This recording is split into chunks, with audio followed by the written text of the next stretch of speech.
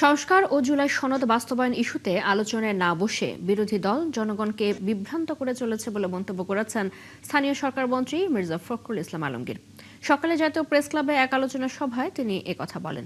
একই অনুষ্ঠানে তথ্যমন্ত্রী জহিরুদ্দিন স্বপন বলেছেন, জুলাই সনদ কেবল সংসদেই বাস্তবায়ন সম্ভব, কিন্তু কেউ কেউ এটি রাজপথে নিয়ে যাচ্ছে।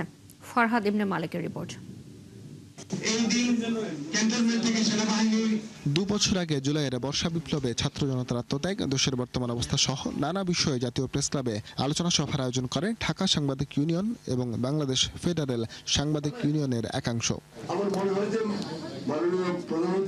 জুলাই গণঅভ্যুত্থানের দ্বিতীয় বর্ষপূর্তি শীর্ষক সভায় তথ্যমন্ত্রী বলেন, জুলাই সনদ কেবল সংসদেই বাস্তবায়ন সম্ভব, কিন্তু প্রাণবন্ত সংসদকে গুরুত্ব না দিয়ে অনেকেই একে সংসদের বাইরে নিয়ে যাচ্ছে।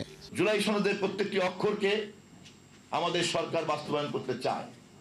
পার্লামেন্টে আমাদের সংসদ নেতা, আমাদের দলের মহাসচিব সহ সব নেতারা বারবার এই কথা আমরা বলেছি, এবং এই সকল কিছুই করতে হবে জনগণের নির্বাচিত পার্লামেন্টের মাধ্যমে।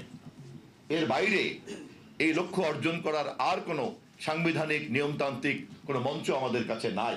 এ সময় স্থানীয় সরকার মন্ত্রী বলেন, জুলাই সনদ বাস্তবায়ন ইস্যুতে বিএনপির অবস্থান নিয়ে জনগণকে ভুল বোঝানো হচ্ছে।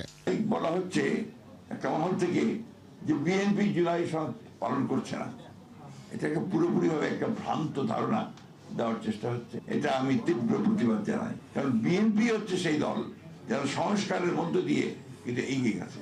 আপনি চিন্তা করেন, একদলের শাসন ব্যবস্থা থেকে বহুদলীয় গণতন্ত্রে নিয়ে এসছে কিন্তু দলের প্রতিষ্ঠাতা শহীদ প্রেসিডেন্ট জিয়া রহমান। বিরোধী দল এখন ফ্যাসিস্ট শেখ হাসিনার মতো হুমকি ধমকি দিচ্ছে বলেও মন্তব্য করেন তিনি। এখানে এখন আপনার শুরু হয়েছে শব্দ নিয়ে বিভেদ, ওটা সংস্কার হবে নাকি আপনার সংশোধন হবে। অলরাইট, আপনার আসুন আলোচনা করি, পার্লামেন্টে আলোচনা করি সিদ্ধান্ত নেই, কথা বলি কোন কোন জায়গায় আলোচনা আছে।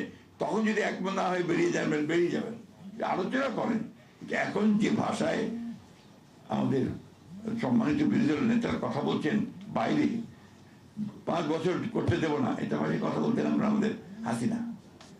বিরোধী দল যখন গেল 91-এ, একটা দিনের জন্য শান্তিতে থাকতে দেব না, আজকে এই একই ভাষায় কথা বলতে শুরু করেছেন আপনার আমাদের বিরোধী দলের নেতারা। বিরোধী দলের রাজপথের আন্দোলন যেন সংঘাতে রূপ না নেয়, সেদিকেও খেয়াল রাখার আহ্বান জানান বিএনপি মহাসচিব। এই মানুষটাকে তো আমাদের সহযোগিতা করতে হবে। ফরহাদ ইবনে মালিক, 71, ঢাকা। 5 আগস্ট জুলাই অভ্যুত্থানের দ্বিতীয় বর্ষপূর্তি ঘিরে কার্যক্রম নিষিদ্ধ আওয়ামী লীগের কোনো তৎপরতা চালানোর ক্ষমতা নেই বলে দাবি করেছেন স্বরাষ্ট্রমন্ত্রী সালাউদ্দিন আহমদ। সকালে সচিবালয়ে সাংবাদিকদের এসব কথা বলেন স্বরাষ্ট্রমন্ত্রী। তিনি জানান, জুলাই গণ অভ্যুত্থানের দ্বিতীয় বর্ষপূর্তি ঘিরে নাশকতার কোনো আশঙ্কা না থাকলেও যে কোনো পরিস্থিতি মোকাবিলায় সতর্ক সরকার। আগের সময়ের তুলনায় যদি আমরা তুলনামূলক বিবরণী দেই, একই সময়ে এই বিষয়গুলো কীরকম হয়েছে তার তুলনায় এটা অনেকটা কম। তবে আমরা সবসময় সতর্ক আছি, এবং আমাদের এই জাতীয় বিষয়গুলো যারা অ্যাড্রেস করে আছি, আমাদের উগ্রবাদী তৎপরতা বা এই জাতীয় সাম্প্রদায়িক সম্প্রীতি বিনষ্ট করার যে সমস্ত তৎপরতা, এগুলো যারা মনিটর করে, আমাদের স্পেশাল টিম আছে, তারা এই ব্যাপারে সতর্ক আছে। আদালতের বিষয়টা পুরোপুরি না জেনে আমি বক্তব্য দিতে চাই না। আমাদের ল ফার্মকে আমরা অনুরোধ করেছি সার্টিফিকেট কপি তুলে কথা বলবো, এবং আমরা এই ইনস্ট্রাকশন দিয়েছি যেন তার জামিন বাতিলের জন্য তারা পিটিশন দেয়, কারণ তার কাছে অন্যান্য দেশেরও পাসপোর্ট থাকতে পারে, সেটা আমাদের সন্দেহ।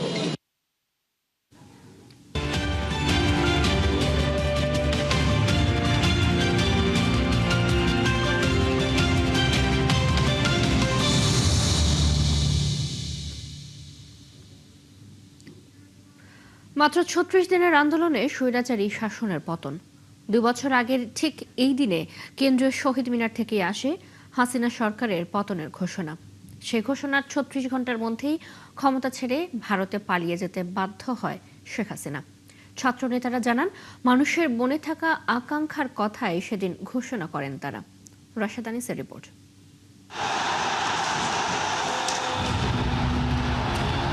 3 3 আগস্ট 2024। কোটা বিরোধী আন্দোলন তখন সরকার পতনের দিকে।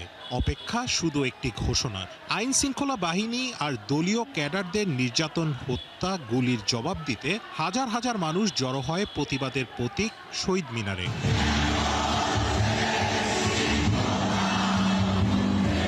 এদিন দুপুরের পর থেকে ছাত্র জনতা ভিড় করেন শহীদ মিনারে। কারো হাতে রক্তভেজা শার্ট, কারো কাঁধে শহীদের লাশ। কেউ এসেছিলেন ভাই হারিয়ে, অনেকে সন্তান হারিয়ে। হাজারো মানুষের রক্ত আর নির্যাতন নিপীড়নের বিরুদ্ধে প্রতিবাদ জানাতে জনতার দাবির মুখে আসে কাঙ্ক্ষিত সেই ঘোষণা। বাংলাদেশের মানুষের জীবনের নিরাপত্তা, সমাজের ন্যায় বিচার প্রতিষ্ঠার জন্য আমরা এক দফার সিদ্ধান্তে উপনীত হয়েছি। আন্দোলনকারীরা তখনও নিশ্চিত ছিলেন না এক দফা ঘোষণার ফলাফলের বিষয়ে। তবে লাখো জনতার উপস্থিতি তাদের অনুপ্রাণিত করে সর্বোচ্চ ঝুঁকি নিতে। এক দফা তো এটা অনিবার্যতা ছিল। যখন গণ অভ্যুত্থান পরিস্থিতি তৈরি হয়েছে, শত শত মানুষ হত্যাকাণ্ডের শিকার হয়েছে, তখন গণ অভ্যুত্থানের এক দফাই ছিল জনগণের একান্ত চাওয়া। তা আমাদের জায়গা থেকে আমরা সেই দায়িত্বটা পালন করেছি। এক দফার আরও আগেই এক দফার পরিস্থিতি তৈরি হয়েছিল, আমরা অপেক্ষা করতেছিলাম। ইতিমধ্যে কিন্তু সারা বাংলাদেশে মানুষের মধ্যে এক দফা কিন্তু মুখে মুখে ছড়িয়ে গেছে। 3 তারিখে আনুষ্ঠানিকভাবে ঘোষণা আসার আগেই মানুষেরা কিন্তু শেখ হাসিনার বিদায়, পতন এবং শেখ হাসিনা থেকে মুক্তি, এই কথাগুলো কিন্তু মানুষেরা ইতিমধ্যে তাদের মধ্যে বলা বলি শুরু করে ফেলেছে। তারই একটা ঘোষণা 3 তারিখে এলো এবং সেই ঘোষণাটা বাংলাদেশের আপামর জনতার মধ্যে সেটা ছড়িয়ে পড়লো। তারপর থেকেই ঐতিহাসিক এক লড়াই দেখে বিশ্ববাসী। লাখ লাখ মানুষ নেমে আসে রাস্তায়। বিপরীতে শাসকের নিপীড়নে 4 আগস্ট প্রাণ হারান শতাধিক মানুষ। আর 5 তারিখের ঘটনা নাড়িয়ে দেয় পুরো দেশকে। লক্ষ মানুষের গন্তব্য হয় গণভবন। প্রতিটি মানুষের স্লোগান পরিণত হয় গগনবিদারী চিৎকারে। এক দফায় এক হয় পুরো দেশ। পালাতে বাধ্য হয় স্বৈরশাসক শেখ হাসিনা। রাশেদ আনিস, ৭১, ঢাকা। স্থানীয় সরকার নির্বাচন নিয়ে সরকারের পক্ষ থেকে কোনো নির্দেশনা পায়নি ইসি। দুপুরে সাংবাদিকদের একথা জানান নির্বাচন কমিশনের সিনিয়র সচিব আখতার আহমেদ। এ সময় তিনি বলেন, ভোট আয়োজনের সকল প্রস্তুতি আছে ইসির। জানান, অক্টোবরে নির্বাচন শুরু না হলে ভোটার তালিকা চূড়ান্ত করার সময়ও বাড়তে পারে। রাষ্ট্রপতি নির্বাচনের দিনক্ষণ এখনো ঠিক হয়নি বলে জানান আখতার আহমেদ। রাষ্ট্রপতি নির্বাচন এখনো পর্যন্ত নির্বাচনের তারিখ বা শিডিউল বা অন্য কোনো কিছু ঠিক হয়নি। আমরা ভোটার তালিকার জন্য আমরা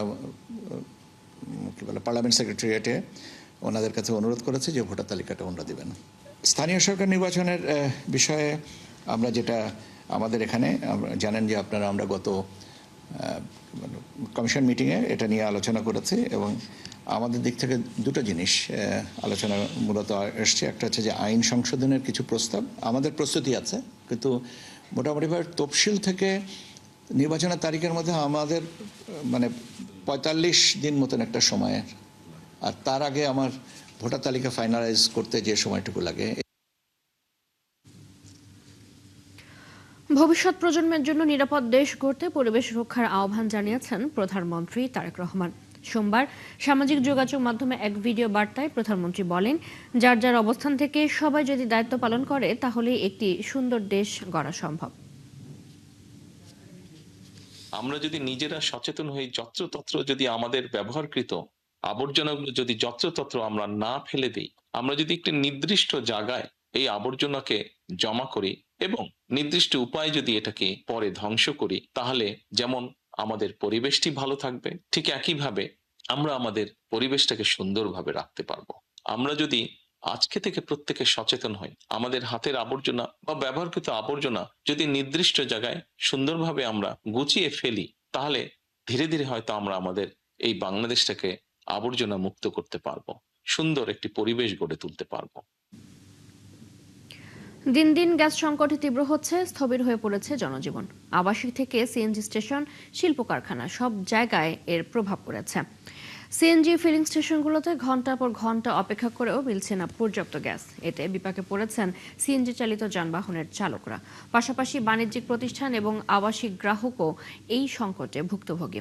জাতীয় গ্রিডে গ্যাসের সরবরাহ না থাকায় এই সংকট বলে জানিয়েছেন গ্যাস কর্তৃপক্ষ।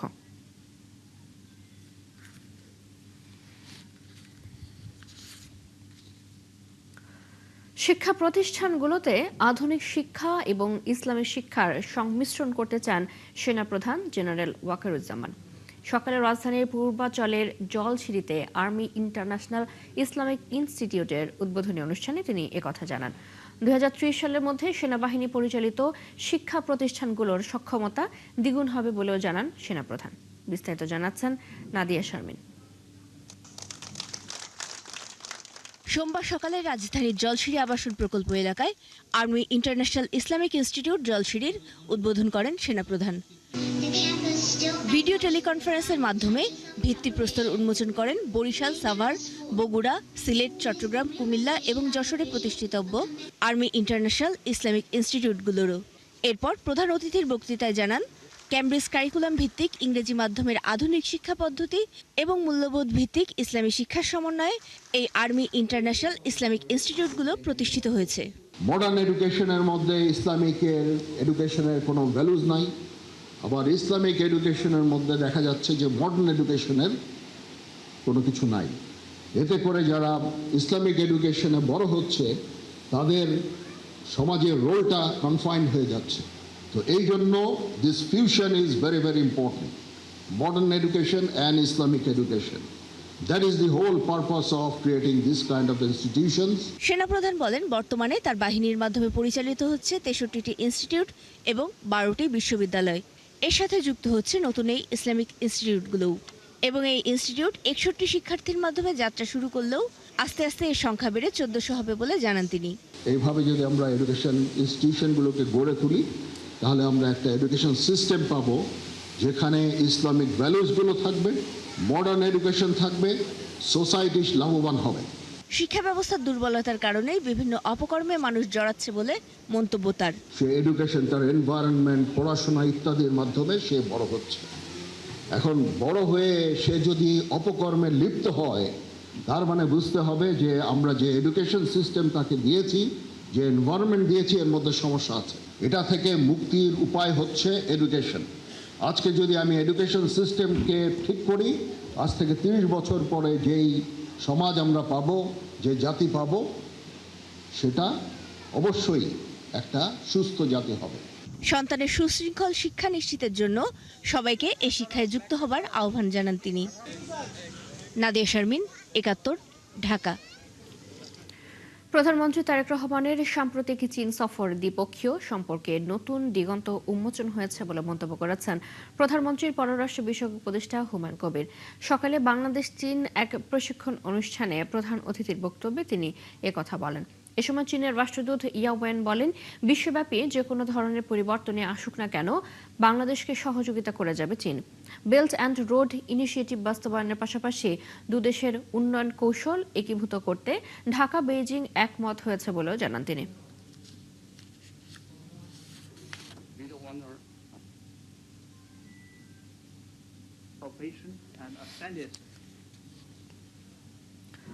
পোশাক মালিকদের বকেয়া $40 মিলিয়ন বকেয়া পরিশোধ না করে বাংলাদেশ ছাড়ার হুমকি দিয়েছে পোল্যান্ডের ক্রেতা প্রতিষ্ঠান এলপিপি। রপ্তানিকারকরা বলছেন, এরই মধ্যে ক্রেতা প্রতিষ্ঠানটির বিরুদ্ধে আইনি প্রক্রিয়া শুরু করেছেন তারা। প্রয়োজনে আন্তর্জাতিক পর্যায়েও বিষয়টি জানানো হবে। জাহিদুল ইসলামের রিপোর্ট। বাংলাদেশি পোশাকের অন্যতম বড় ক্রেতা পোল্যান্ড এলপিপি। বিশ্বব্যাপী বিপণন কার্যক্রমের অংশ হিসেবে প্রতিষ্ঠানটি বাংলাদেশ থেকে বছরে প্রায় $1 বিলিয়ন পোশাক ক্রয় করে। রাশিয়া এবং ইউক্রেন যুদ্ধ শুরু হলে এলপিপির ক্রয়াদেশ ও মূল্য পরিশোধের প্রতিশ্রুতিতে ফিস রেটেল নামক রুশ ব্র্যান্ডের কাছে পোশাক পাঠায় রপ্তানিকারকরা। প্রথম দিকে কিছু পণ্যের দাম পরিশোধ করে প্রতিষ্ঠানটি, এরপর বড় অঙ্কের বকেয়া রাখে এলপিপি। ফিস রিটেলার কিন্তু এলপিপির নমিনেটেড সাপ্লায়ার রাশিয়ান পার্টে, সুতরাং এখানে এলপিপি ইচ্ছা করলে এইটা সমাধান করতে পারে। মোর দেন $40 মিলিয়ন ইতিমধ্যে আমরা আমাদের কাছে একটা রাফলি ধারণা আসছে।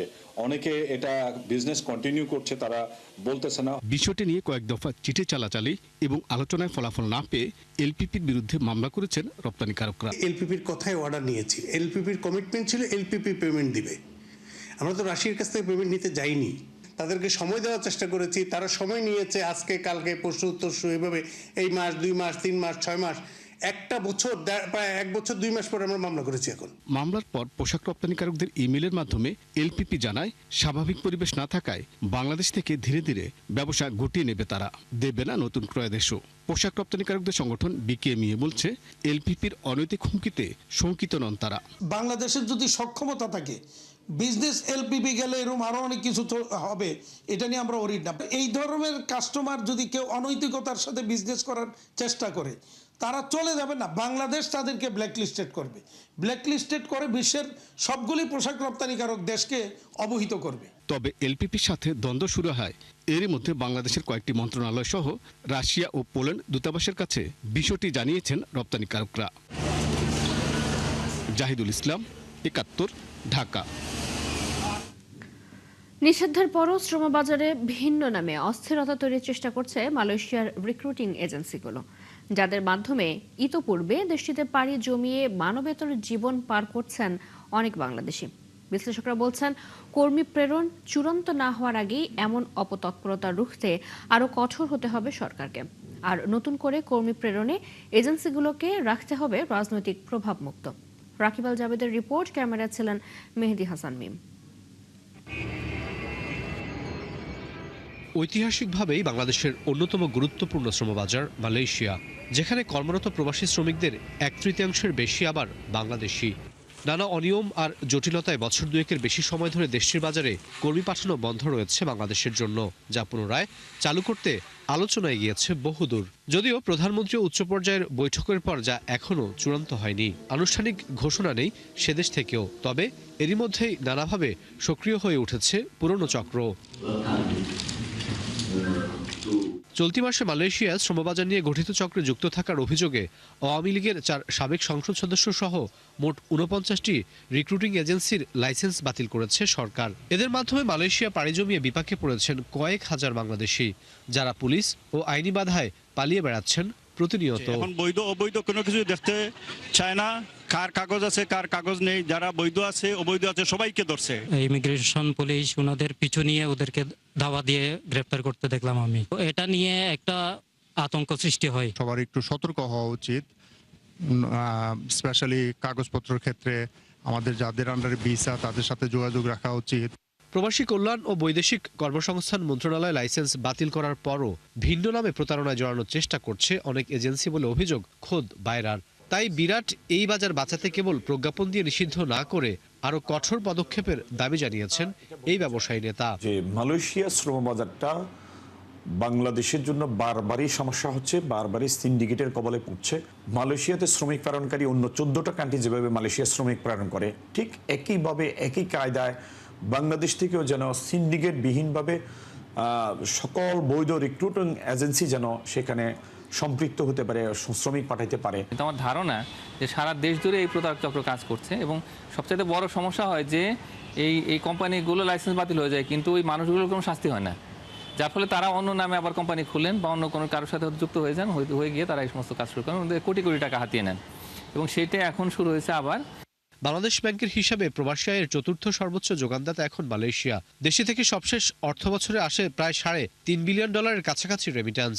বিশ্লেষকরা বলছেন, কর্মী প্রেরণের আগেই নামে বেনামে থাকা প্রতারক এজেন্সিগুলোকে নির্মূল করতে না পারলে আবারও হাতছাড়া হয়ে যাবে এই বাজার। তো সরকারকে খুব কেয়ারফুল হতে হবে যতক্ষণ পর্যন্ত কাগজে কলমে এগ্রিমেন্ট না হবে যে মালয়েশিয়া বাংলাদেশ থেকে লোক নিবে, এইটা অ্যানাউন্সমেন্ট তো দেওয়া যাবে না, অ্যানাউন্সমেন্টটা খুব ডিপ্লোম্যাটিক ওয়েতে দিতে হবে। না হলে যেটা হবে এমনভাবে দেওয়া উচিত না এটা যেন একটা মিস ইন্টারপ্রেট হয়ে যেন এক ধরনের দালাল শ্রেণী জনগণকে ভুল বুঝায়, তারা যেন টাকা মেরে দিতে না পারে। সাবেক সরকারের আমলে যে অনিয়ম দুর্নীতি হয়েছিল এবং সিন্ডিকেশন তৈরি হয়েছিল, সেই সিন্ডিকেশন যেন না হয়, বরং সকল বৈধ রিক্রুটমেন্ট এজেন্সি যেন কর্মী পাঠানোর সুযোগ পায়। প্রয়োজনে সরকারের যে যৌক্তিক খরচ এবং এই যৌক্তিক খরচটা মেনটেইন করার জন্য একটা মেকানিজম তৈরি করে। নতুন করে মালয়েশিয়ায় বাজার চালু হলে দেশটিতে কমপক্ষে 2 লাখ কর্মী প্রেরণ করা যাবে বলে আশাবাদ বাইরার। রাকিব আল জাবেদ, ৭১, ঢাকা। মানুষের তথ্য প্রাপ্তির নিশ্চিতে গঠিত তথ্য কমিশন 22 মাস ধরে প্রায় অচল। সর্বশেষ তথ্য বলছে প্রায় 800টি অভিযোগ নিষ্পত্তির অপেক্ষায় ফাইলবন্দি। 2024-25 বার্ষিক প্রতিবেদন জমা দেওয়া হয়নি। তথ্য অধিকার ফোরামের সদস্যরা বলছেন, বিশাল ভবন আর কর্মকর্তা কর্মচারী মিলে ব্যয় হচ্ছে রাষ্ট্রের বড় অঙ্কের টাকা। কমিশন পুনর্গঠনের জন্য 9 জুলাই 5 সদস্যের বাছাই কমিটি গঠন করা হয়েছে। শাহানাজ শারমিনের রিপোর্ট। রাজধানীর আগারগাঁওয়ে তথ্য কমিশনের পুরো ভবন জুড়ে শুনশান নীরবতা। গত প্রায় 2 বছর ধরেই তথ্য কমিশনের চিত্র এমনই। প্রধান তথ্য কমিশনার সহ 5 কমিশনারের কক্ষ তালাবদ্ধ। রুটিন কাজেই আটকে আছে কমিশন। বিশাল এই ভবনে কয়েক ঘন্টা অপেক্ষা করে দেখা যায় নেই কোনো দর্শনার্থী বা অভিযোগকারী। সাবেক প্রধান তথ্য কমিশনার আব্দুল মালেক ও তথ্য কমিশনার শহীদুল আলম 2024 সালের সেপ্টেম্বরে পদত্যাগ করেন। আরেক তথ্য কমিশনার মাসুদা ভাট্টিকে গত বছরের জানুয়ারিতে অপসারণ করা হয়। অন্তর্বর্তীকালীন সরকারও তথ্য কমিশন গঠন করতে পারেনি। বন্ধ রয়েছে তথ্য না পাওয়ার অভিযোগের শুনানিও। কমিশনের নিয়মিত সচিবও নেই। অতিরিক্ত দায়িত্ব পালন করছেন তথ্য ও সম্প্রচার মন্ত্রণালয়ের অতিরিক্ত সচিব মোহাম্মদ শাহ আলম। ফোরাম সদস্যরা বলছেন, কমিশন অচল থাকায় সরকারের অর্থ খরচ হচ্ছে, কিন্তু তাতে নিশ্চিত হচ্ছে না জনগণের অধিকার।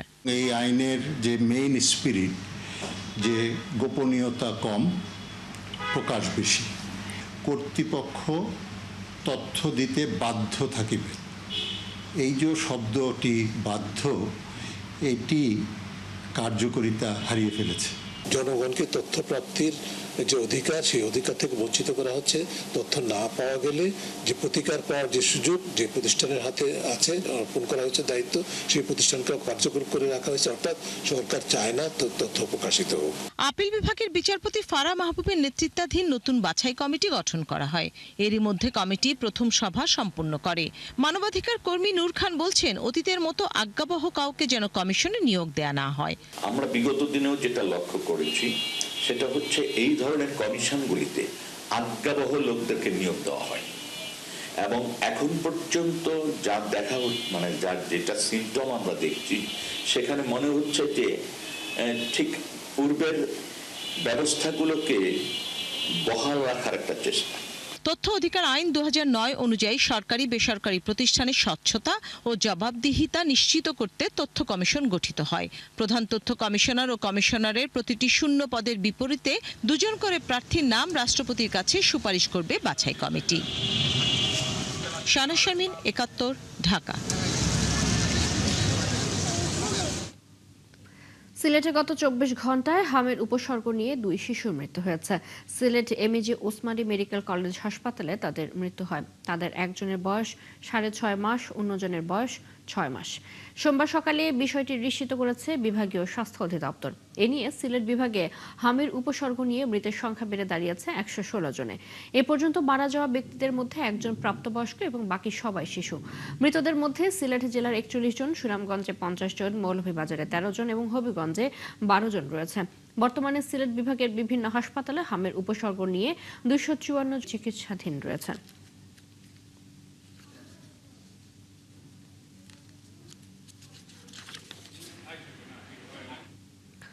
পরিবেশ, বন ও জলবায়ু পরিবর্তন মন্ত্রণালয়ের প্রতিমন্ত্রী ডক্টর শেখ ফরিদুল ইসলামের স্বাক্ষর ও সিল জাল করে তদবির বাণিজ্যের অভিযোগে মোংলায় প্রতারক চক্রের মূল হোতা টুকু শেখকে আটক করেছে পুলিশ। বাকিদের ধরতে অভিযান চলছে। মোংলা থানা ভারপ্রাপ্ত কর্মকর্তা মোহাম্মদ আতিকুর রহমান জানান, প্রতিমন্ত্রী ডক্টর শেখ ফরিদুল ইসলামের নামে তদবির বাণিজ্যের অভিযোগে অভিযান শুরু করেন তারা। রবিবার সারাদিন প্রযুক্তির মাধ্যমে অভিযুক্তদের অবস্থান শনাক্ত করে। পরে বিশেষ অভিযান চালিয়ে চক্রের মূল হোতা টুকু শেখকে আটক করে পুলিশ।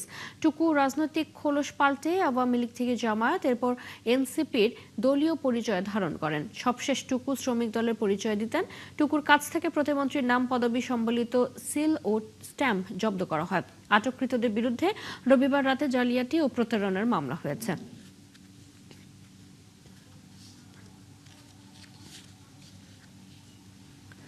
সুনামগঞ্জের টাঙ্গুয়ার হাওরের পরিবেশগত সংকটাপন্ন এলাকায় পরবর্তী নির্দেশ না দেওয়া পর্যন্ত সকল প্রকার হাউসবোট ও পর্যটকবাহী নৌযান চলাচল সম্পূর্ণ নিষিদ্ধ ঘোষণা করে 11 দফা জরুরি নির্দেশনা জারি করেছে জেলা প্রশাসন। রবিবার সন্ধ্যায় এক গণবিজ্ঞপ্তিতে এসব নির্দেশনার কথা জানানো হয় বলে নিশ্চিত করেছেন অতিরিক্ত জেলা প্রশাসক মতিউর রহমান খান।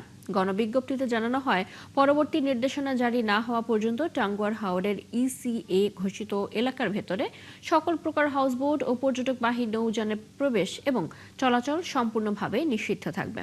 এছাড়া আগামী 10 আগস্টের মধ্যে প্রয়োজনীয় কাগজপত্র সহ নিবন্ধন শেষ করতে নৌযান মালিকদের নির্দেশ দেওয়া হয়েছে। নির্ধারিত সময়ের মধ্যে আবেদন না করলে নৌযান চলাচলে অনুমতি দেওয়া হবে না এবং প্রচলিত আইন ও বিধি অনুযায়ী আইনগত ব্যবস্থা নেওয়া হবে বলেও জানানো হয়েছে।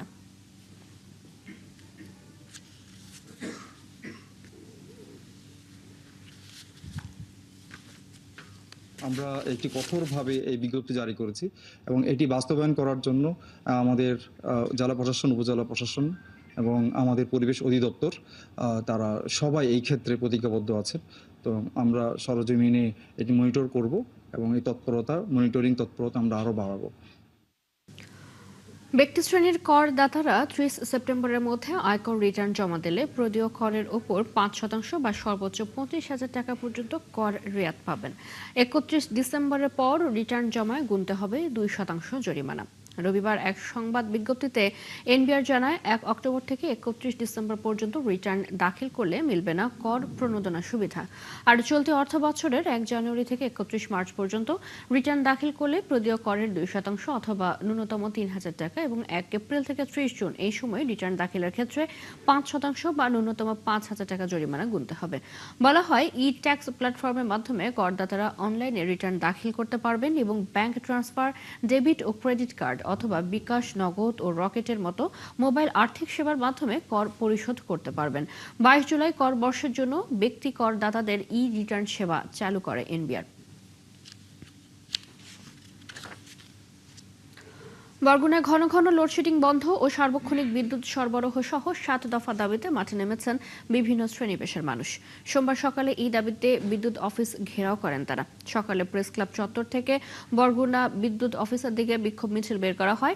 মিছিলটি শহরের প্রধান প্রধান সড়ক ঘুরে বরগুনা পাওয়ার ডিস্ট্রিবিউশন অফিসে গিয়ে শেষ হয়। সেখানে বিদ্যুৎ অফিস ঘেরাও করে বিক্ষোভকারীরা বলেন, ঘন ঘন লোডশেডিংয়ে বরগুনার মানুষের জীবন অতিষ্ঠ হয়ে পড়েছে। দেশের দ্বিতীয় বৃহত্তম মৎস্য অবতরণ কেন্দ্র পাথরঘাটা বিএফডিসি ঘাটেও বরফ উৎপাদন ব্যাহত হওয়ায় ক্ষতিগ্রস্ত হচ্ছেন হাজারো জেলে। 7 দিনের মধ্যে বিদ্যুতের সমস্যার সমাধান না হলে অফিসের তালা ঝুলিয়ে দেওয়ার হুঁশিয়ারি দেন তারা।